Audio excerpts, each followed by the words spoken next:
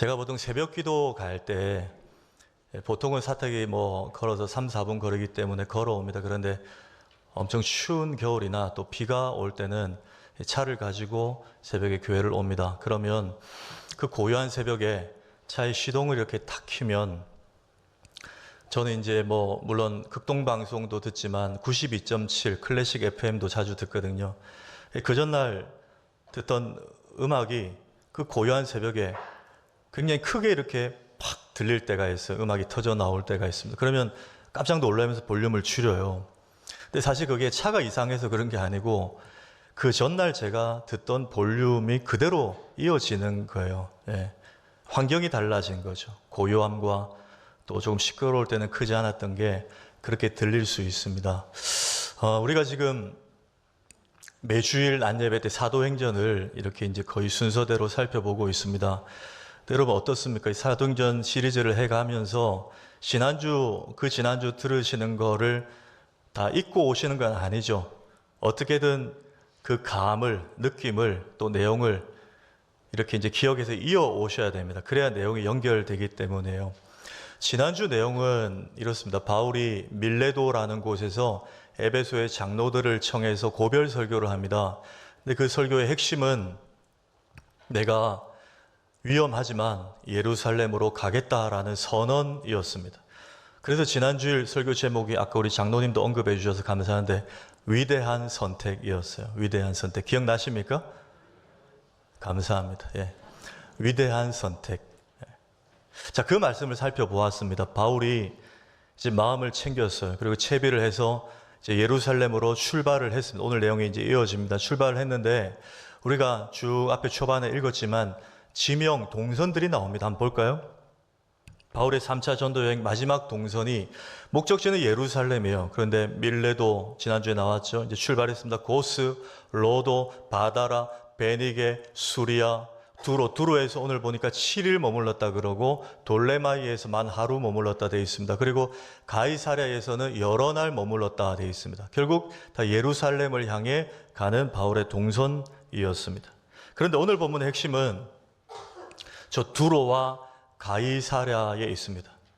저 두로와 가이사랴에 만난 사람들이 지난주 에베소 장로들처럼 또 바울을 만류합니다. 가시지 말라고. 울면서 만류를 하는 장면을 우리가 읽었습니다. 그런데 바울은 그럼에도 나는 가겠다는, 직진하겠다는 겁니다. 결국 누가 포기합니까? 바울이 포기합니까? 아니요. 말리던 사람들이 포기합니다. 오늘 마지막 14절 볼까요? 그 표현입니다.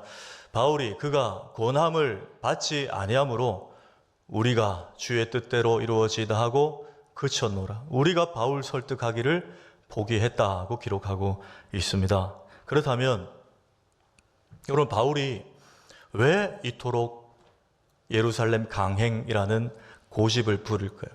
이 선택을 굽히지 않을까요? 이유가 있습니다. 여러분 최근에 우리 교회 헤세드의 젊은 가정에 하나님께서 아기들 생명들을 선물로 주셨어요. 혹 지금 우리 가정들 가운데 하나님 주실 아기들을 기다리고 있는 가정들이 있습니다. 예수님의 이름으로 축복합니다. 하나님께서 그 태의 문을 열어주실 줄 믿습니다. 예, 반드시 주실 거예요. 초조해하지 말고 시간표는 하나님께 맡기고 그리고 하루하루 주님 신뢰하며 살아가시면 하나님께서 분명히 생명을 주십니다. 자, 헤세드 아기들 제가 언급을 했어요. 헤세드 아기들뿐만 아니라 여기 계신 연세가 지긋한 어르신들도 대부분 다 예전에 자녀들을 다 키운 경험이 있으세요. 그런데 어떻습니까? 보통 갓난 아기들이 우는 것은 이유가 크게 세 가지가 있습니다. 첫째는 언제 울죠? 배가 고프면 웁니다. 우유 달라고 웁니다. 둘째는 언제 울죠? 제 손을 잘 보세요. 네. 기저귀, 그렇죠? 기저귀. 이 찝찝한 거예요, 지금. 그래서 갈아달라고. 이거 왜 빨리 처리 안 해주냐. 그래서 아기들은 그걸 울음으로 표현을 합니다. 자, 마지막 세 번째는 언제 울죠? 예, 일부 예배 때는 제가 원하는 답이 안 나왔어요. 제가 원하는 원고에 있는 답은 잠투정할 때였는데 다른 학설이 나왔습니다. 아플 때. 예, 그것도 받아들이기로 했습니다. 4가지인데 저는 3가지를 말씀드리는 거예요. 아플 때도 울죠, 물론. 그런데 잠투정할 때 울어요. 근데 여러분 좀 이거 신기하지 않습니까? 어른들은 잠 오면 그냥 주무시면 되잖아요. 근데 애들은 잠이 와도 그냥 앉아요. 재워달래요, 자기를 재워달라고. 그게 잠투정. 잠 온다고도 웁니다. 가만 생각해 보면 여기 계신 우리 어머니들, 할머님들도 참 저희들을 그렇게 키우셨어요. 그렇죠? 애지중지 시키고 닦이고 또 재우는 것도 잠 못 주무시면서 그렇게 다 키우셨어요. 자, 아이들이 그렇게 3가지 혹은 4가지 이유로 막 울 때, 때를 쓸 때, 고집을 피울 때 좀 조용했으면 좋겠는데, 울음 그쳤으면 좋겠는데 그러지 않을 때 뭐라고요? 다 이유가 있다는 거예요. 이유를 모르면 아무리 다른 방편으로 이렇게 해도 아이는 울음을 그치지 않습니다. 여러분 오늘 바울 어떻습니까? 인간적으로 황소고집이에요. 꺾을 수가 없습니다. 그래서 제가 오늘 제목을 이유 있는 고집이라 그랬어요. 바울이 왜 이토록 예루살렘 선택을 고집할까요? 그 이유가 분명히 있습니다. 오늘 설교에는 이 큰 주제 한 가지를 향해 달려갑니다. 뭐냐? 바울은 삶의 목적이 남들과 달랐기 때문에 그렇습니다. 삶의 목적이 남들과 달라서, 이 남들은 교인들도 포함이에요. 예수 믿는 사람들도 포함입니다. 바울은 정말 그들과도 다른 목적을 가지고 있었다는 거예요. 오늘 내용 가운데 2군데 정도가 조금 난해한 구절이 나옵니다. 먼저는 4절인데요. 4절 한번 읽을까요? 시작. 제자들을 찾아 거기서 이레를 머물더니 그 제자들이 성령의 감동으로 바울더러 예루살렘에 들어가지 말라 하더라. 아멘. 예. 근데 여러분 잘 보십시오. 바울을 말리던 제자들과 교인들이 그냥 말리지 않고 성령의 감동으로 그렇게 했다는 겁니다. 이게 왜 여러분 이상하죠? 이상해야 됩니다. 왜냐? 앞장에서 바울이 20장 22절에 바울도 이렇게 말했어요. 보라, 이제 나는 성령에 매여 예루살렘으로 간다고 했어요. 자, 제자들에게 임한 성령은 바울을 말리려는 감동을 주셨고, 바울에게 임한 성령은 아니야, 예루살렘 가야 된다라는 감동으로 몰아가셨어요. 여러분 성령님은 몇 분입니까?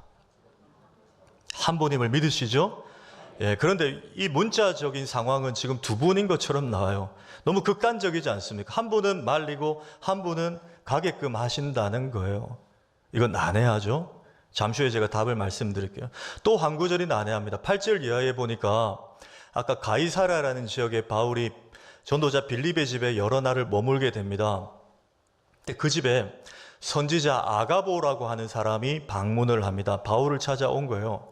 찾아와서 하나의 연극이 섞인 설교를 합니다. 바울의 그 두루마리 띠를 묶고 있는 그 띠를 빼서 이 아가보 선지자가 하나의 퍼포먼스를 보여주는데 자신의 손과 발, 수족을 묶는 연출을 합니다. 그리고는 당신이 예루살렘에 가면 이런 결박과 환란이 기다리고 있다.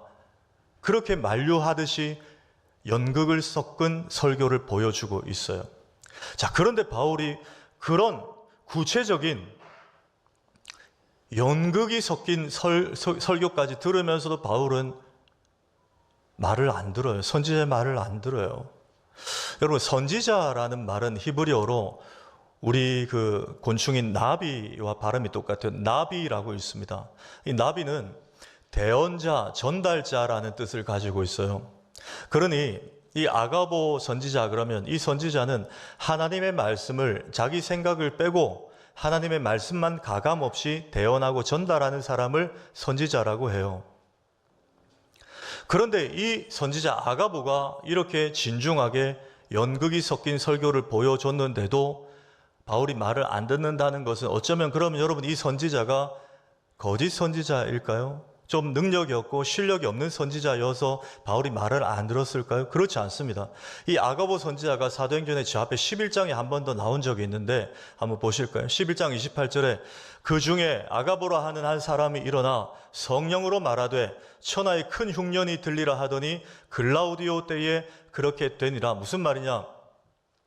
아가보 선지자가 과거에 한번 나타나서 예루살렘 지역에 큰 흉년이 듭니다라고 예언을 했다는 거예요. 근데 실제로 글라우디오 황제 때에 그 일이 있었다는 거예요. 여러분, 이 선지자 실력이 있습니까? 없습니까?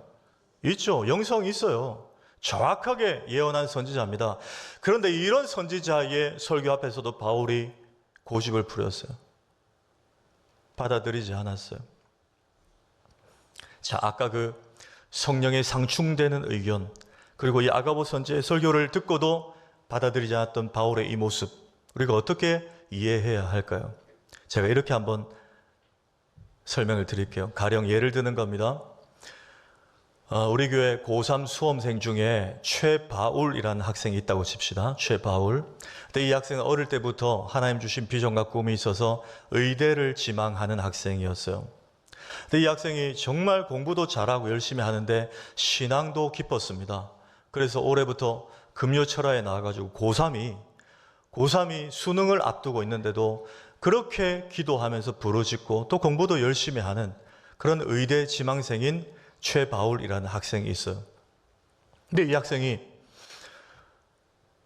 매스컴 정보를 이렇게 대했는데 보니까 자신이 지망하는 그 의대가 경쟁률이, 예상 경쟁률이 나왔는데 무려 300대 1이에요. 별로 놀라지도 않으시네요. 300대 1이에요. 여러분, 그러면 자, 그 의대를 지망하는 다른 학생들은 그 뉴스를 보고 이렇게 생각을 했어요. 야, 이건 내가 이 학교 가면 안 되겠다. 내가 여기 지원하면 안 되겠다. 다른 데 가야 되겠다. 포기해야 되겠다. 다수의 수험생들은 이렇게 마음을 가졌다는 거예요. 그런데 공부 잘하고 신앙 좋은 아까 그 최바울이라는 학생은 완전히 달랐어요. 야, 이거는 하나님께서 나에게 쉽지 않을 거야. 바울아, 이번에 입시 경쟁이 만만치 않을 거야. 그러니까 너 더 열심히 준비해야 돼.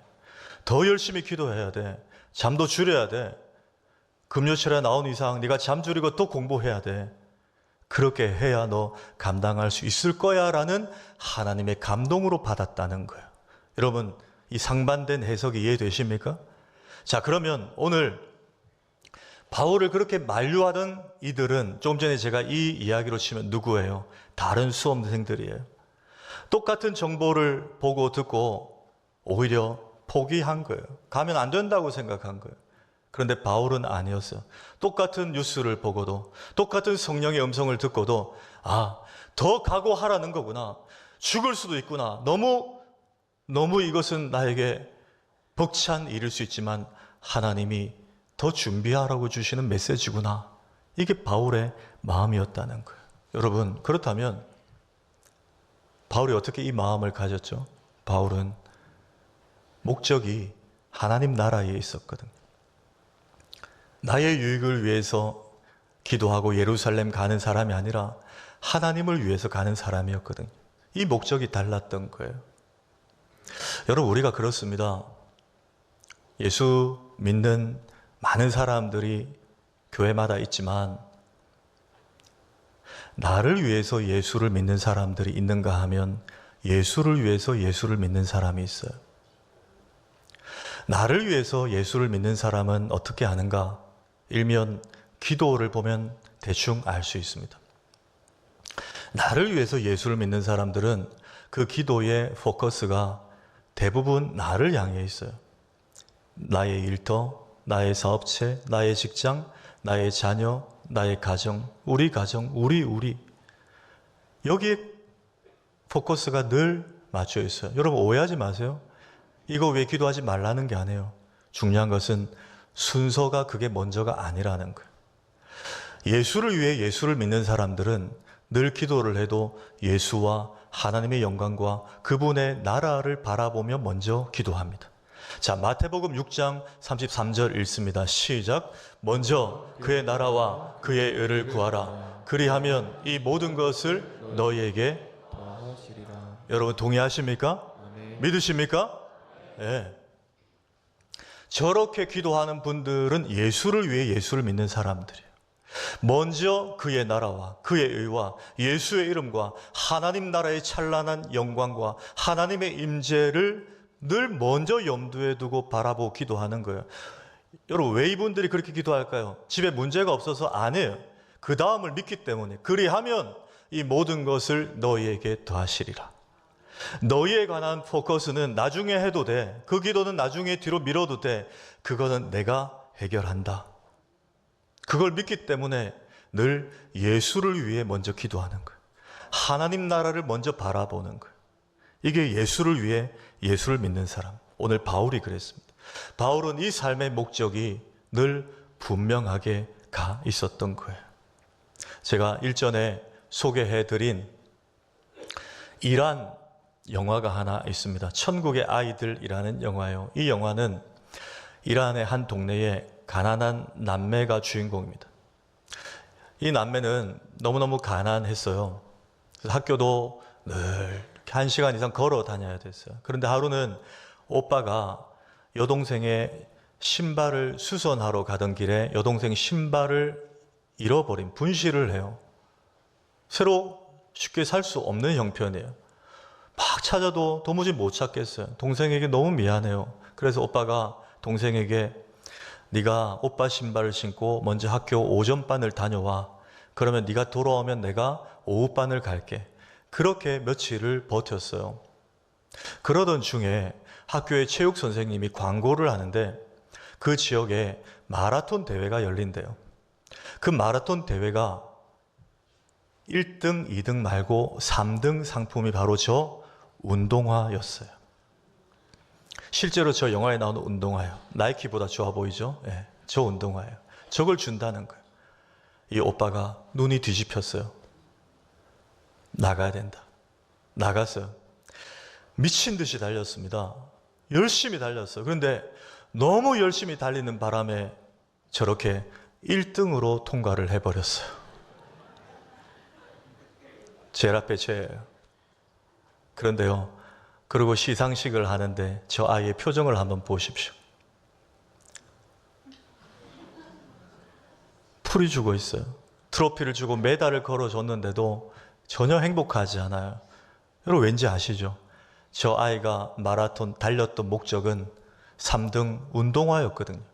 딴 건 필요 없어요. 김치 냉장고, 스타일러 필요 없습니다. 여동생 운동화 새로 장만해 주는 거였어요.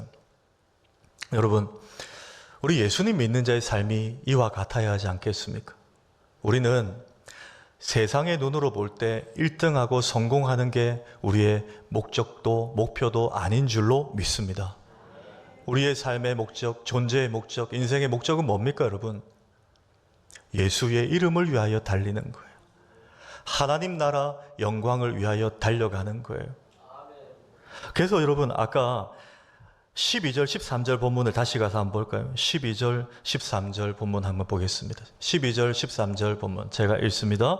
우리가 그 말을 듣고 그곳 사람들과 더불어 바울에게 예루살렘으로 올라가지 말라 권하니 바울이 대답하되 여러분이 어찌하여 울어 내 마음을 상하게 하느냐. 나는 주 예수의 이름을 위하여 결박당할 뿐. 바울 입에서 자신의 달려가는 목적이 뭐라고요? 주 예수의 이름을 위하여 달려간다는 거예요. 여러분, 이게 우리의 고백이 되어지기를 소망합니다.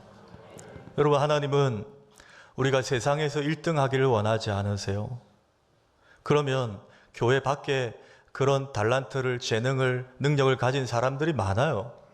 하나님은 우리에게 그 목적을 두지 않으셨어요.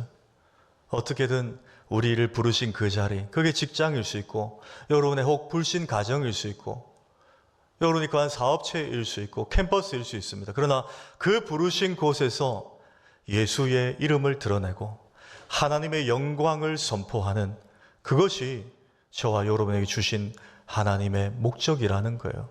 그래서 여러분, 하나님은 우리에게 넘버 원이 되기를 원하지 않으십니다. only 원이 되기를 원하세요. 정말 그 목적을 위해 진솔하게 살아내는 인생들인가? 그런데 여러분, 그렇다면 오늘 바울처럼 우리는 왜 꼭 하나님의 목적을 위해서 살아가야 할까요? 그렇게 살면 쉽지 않은데 왜 꼭 그렇게 살아내야 할까? 오늘 이게 결론이에요. 바로 이 이유 때문입니다. 삶의 목적을 하나님의 영광에 두면 하나님이 그 인생에 개입해 주시기 때문입니다. 네, 이게 중요해요. 이게 오늘 결론이에요. 여러분, 사무엘상 6장에 보면 이런 이야기가 나옵니다. 이스라엘이 블레셋과 전쟁을 붙습니다. 그런데 대패해요. 두 번을 보는데 두 번 다 크게 집니다. 거기서 우리가 잘 아는 엘리 제사장의 두 아들 엘리와 홈냐스도 전사합니다. 그런데 인명피해도 큰데 그것보다 더 중요한 것, 이스라엘의 자존심, 이스라엘의 영광의 아이콘이었던 하나님의 임재의 상징인 법궤, 언약궤, 증거궤, 이게 블레셋의 손에 넘어가는 거예요. 얼마나 여러분 비참합니까? 하나님이 임재하신 법궤가 블레셋에 빼앗겼어요. 이 블레셋 이 인간들이 이 법궤를 가지고 어디 갖다 두느냐? 자신들의 우상인 다곤 신전에다가 비치해 둡니다. 자, 며칠 뒤에 블레셋 방백들, 지도자, 제사장들이 다곤 신전에 가봤더니 법궤는 멀쩡한데 자신들이 신앙하는 우상인 다곤의 조각상들이 팔이 떨어져 나가 있고 발이 잘려 있고 목이 잘려 나가 있는 거예요. 훼손이 돼 있는 거예요. 엉망이 돼 있어요. 그랬더니 여러분, 블레셋 방백들이 겁을 먹겠죠. 이 법궤를 우리가 여기 함부로 가지고 와서 그렇구나 싶은 거예요. 두렵습니다. 자신들에게 더 해를 당할까 겁이 나요. 그래서 어떻게 하느냐? 다시 이스라엘로 돌려보내자 그럽니다. 여러분, 그런데 우리가 금요일마다 민수기 시리즈를 살펴보는데 엊그제 금요일도 제가 말씀드렸지만 하나님의 법궤의 이동의 방법은 고핫 자손들이 어깨에 막대기를 궤를 넣어서 딱 어깨에 메고 가도록 하나님이 법을 주셨어요. 그렇죠? 그런데 이 블레셋 사람들은 그걸 모르니까 편의상 소 2마리 수레를 실어가지고 법궤를 이스라엘로 돌려보냅니다. 자, 그 장면 한번 보실까요? 사무엘상 6장 10절에서 12절 한번 읽습니다. 시작. 전나는 소 2를 끌어다가 수레를 메우고 송아지들은 집에 가두고 여호와의 궤에 담은 상자를 수레 위에 실으니 암소가 베세메스 길로 바로 행하여 대로로 가며 갈 때에 울고 좌우로 치우치지 아니하였고. 여러분 잘 보십시오. 그냥 암소 2마리가 아니고요. 지금도 젖이 나고 있는 어미소예요. 그 말은 새끼들이 있다는 거예요. 본문에 나오죠. 송아지들이 있어요. 근데 이 송아지들은 강제로 분리해서 집에 가둬 놓았습니다. 그러니 암소 2마리가 수레에 법궤를 끌고 가는데 가긴 가요. 그런데 어떻게 했다고요? 울었어요. 왜 울었죠, 여러분? 모성애 때문에. 여러분 그거 아시잖아요.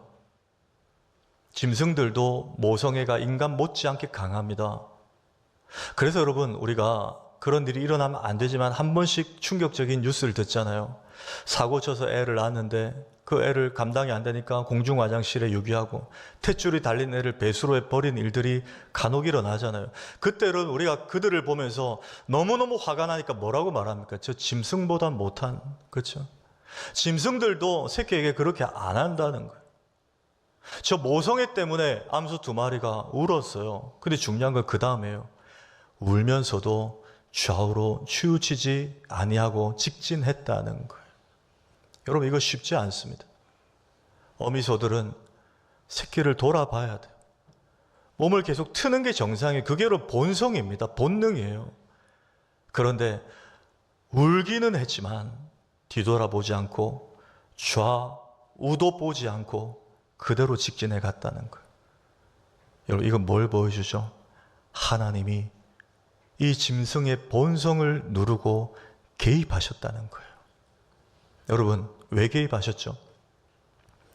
법궤가 다시 이스라엘로 돌아가야 이스라엘의 무너진 다윗의 장막이 세워지잖아요. 다시 하나님의 예배의 감격이 세워지잖아요. 이스라엘의 그 영광을 다시 회복시키시기 위해서 하나님이 암소들의 본능을 누르시고 개입하셔서 이 짐승들을 이끌어 이스라엘로 끌고 가시더라는 거예요. 여러분 이건 이상한 일이 아닙니다. 성경에 보면 하나님이 때로 짐승들의 본성을 누르고 개입하신 적이 있어요. 민수기에 그 돈 좋아하는 선지자 발람, 그가 나귀 타고 돈 받고 저주하러 갈 때에 하나님이 나귀를 세우시잖아요. 나귀로 말을 하게 하세요. 가면 안 된다고. 여러분, 요나서의 그 큰 물고기도 하나님이 개입하신 거 아닙니까? 오늘 이것도 마찬가지죠. 근데 여러분, 바울도 그래요.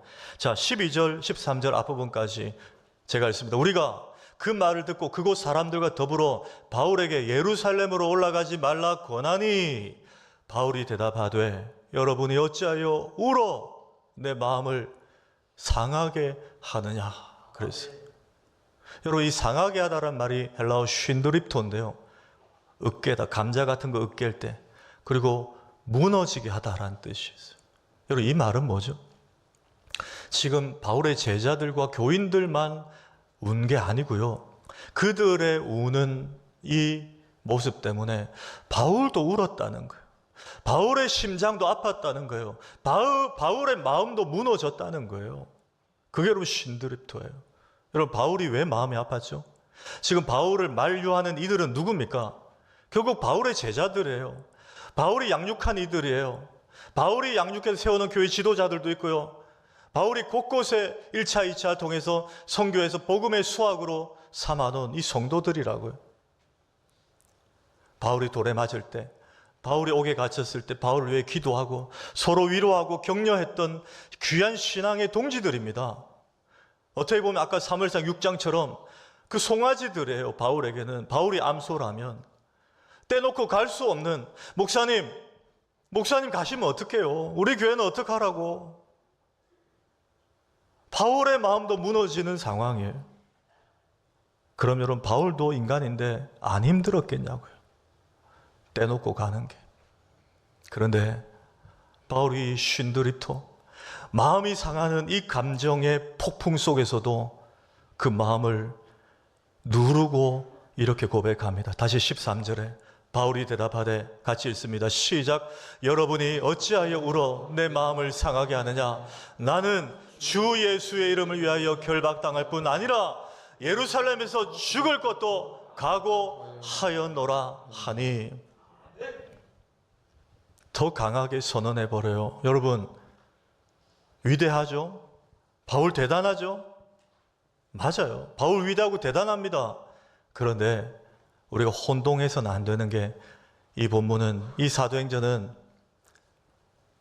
바울의 위대함과 바울이 얼마나 대단한 사람인가를 조명하기 위한 장면이 아니에요. 그렇게 되면 이것은 이순신 장군의 위인전기, 세종대왕의 위인전기가 돼버려요. 바울의 위인전기가 돼버린다고요. 오히려 성도들의 눈물의 쉰드립토, 바울의 마음을 힘들게 하고 무너지게 할 정도의 만류와 눈물에도 불구하고 바울이 주 예수의 이름이라는 그 목적을 향해 흔들리지 않고 직진할 수 있었던 것은 바울의 감정을 누르고 개입하신 하나님의 개입 때문이라는 거예요.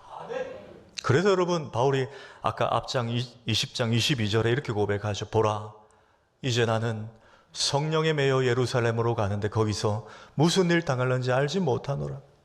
성령의 매여가 뭡니까? 내 의지는 흔들릴 수 있다는 거예요. 나는 이분들의 만류 때문에, 그래, 내가 꼭 이런 분위기 속에 이들을 뿌리치고 지금 가야 되나? 한 1, 2년 후에 예루살렘이 좀 안정화되면 가도 되지 하고 합리화시킬 수 있어요. 타협할 수 있습니다. 그런데 그건 자기의 연약한 마음이고, 성령님이 개입하셔서 반강제로 이끌고 가시니까 무슨 일을 당할런지 불안한 다음 주인데도, 두려운데도 그 이끌림 때문에, 개입하심 때문에 또 뚜벅뚜벅 걸어가게 되더라는 거예요. 이게 여러분, 하나님의 영광, 주 예수의 이름을 목적으로 두고 사는 사람들이 누리는 복입니다. 내 힘으로는 갈 수 없는데 하나님이 개입하시니까 또 사라지는 인생이더라는 거예요. 근데 최근에 이 황가람 씨가 부른 노래가 엄청난 반향을 일으키고 있습니다. 제목이 나는 반딧불이라는 노래예요. 나는 내가, 이렇게 하는 노래. 더 하면 또 강단이기 때문에 빛나는 뭐 이렇게 하는 거예요. 별인 줄 알았대요. 한 번도 의심한 적이 없었대요. 이 자기 이야기예요. 몰랐어요. 난 내가 벌레라는 게 무슨 말이냐면, 여러분, 시골에서 부푼 꿈을 안고 상경해서 서울 오면 자기가 별이 될 줄 알았던, 스타가 될 줄 알았어요. 노래 잘한다, 주변에서 다 잘한다고 하니까. 그런데 현실의 벽에, 높은 벽에 부딪히니까 이게 쉽지 않은 거예요. 돈 1,000원이 없어서 그 공원에서 노숙을 했는데 몸에 옴이 와가지고요. 몇 달을 막 호흡 곤란하고 막 죽을 뻔했대요. 그러게 14년 버텨보니까 자기는 스타, 별이 될 존재가 아니고 별인 줄 알았는데, 내가 이 냉정한 현실 앞에서 벌레였구나. 나는 벌레 같은 존재였구나. 이렇게 자존감이 떨어진 거예요. 근데 최근에 이분이 이제 부각이 돼가지고 진짜 정말 스타에 입문하게 된 거죠. 근데 여러분, 제가 이 퀴즈를 한 달 전인가 봤어요. 보고 최근에 큐티를 하는데 이게 성경적이에요. 여러분, 이사야 41장 14절 말씀 볼까요? 이렇게 말씀하세요. 우리 하나님 백성을 두고 버러지 같은 너 야곱아. 이게 여러분 이스라엘 당시, 이사야 선지자 당시 죄로 인해 무너지고 타락하고 그래서 세상 사람들에게 비난받고 이런 하나님 백성들 두고 세상이 보는 용어가 이거예요. 버러지. 근데 NIV에 보면 저 단어를 worm이라고 했거든요. 이게 여러분 바로 번역하면 새 번역이 바로 번역했어요. 벌레 같은 이스라엘아, 그 말이에요. 성경적이잖아요, 여러분. 세상 사람들이 볼 때 우리가 벌레 같다는 거예요. 저것들이 뭐 예수 믿는 사람이냐고. 우리가 별 다를 것도 없는데, 잘 사는 것도 아니고. 그게 여러분 하나님 백성들의 현실적인 모습이었다는 거예요. 그런데 저 벌레 같은 인생인 우리, 하나님이 개입하시니까 이렇게 달라져요. 자, 14절 전체를 봅니다. 버러지 같은 너 야곱아, 벌레 같은 이스라엘아, 너희 이스라엘 사람들아, 두려워하지 말라. 나 여호와가 말하노니 내가 너를 도울 것이라. 나 여호와가 말하노니, 여러분 다르게 바꾸면 내가 네 인생에 개입하면, 내가 너를 도와주면 너의 존재가, 너의 인생이, 너의 가치가 벌레가 아니야, 그 말이에요. 여러분 뭡니까?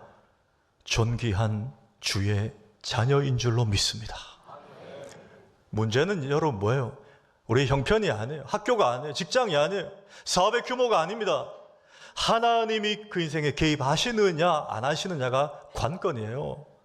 거기에 완전히 존재가 달라요. 벌레 같은 인생이 하늘의 별과 같이 빛나는 인생으로 바뀌는 거예요. 하나님이 개입하시니까. 여러분, 다음 한 주간 우리 성도님들의 삶에 질병 때문에, 내가 지금 겪고 있는 암 때문에 내가 지금 버러지같이 보이는 분도 있어요. 원망도 되고 내가 왜 이렇게 됐냐. 지금 물질의 공감 때문에 내 인생이 초라하게 보이는 분들이 계실 거예요. 지금 뭔가 갈등 때문에, 일터에, 공동체에 어려움 때문에 한숨만 푹푹 나오는 분들이 계실 거예요. 그러나 여러분 기억하십시오.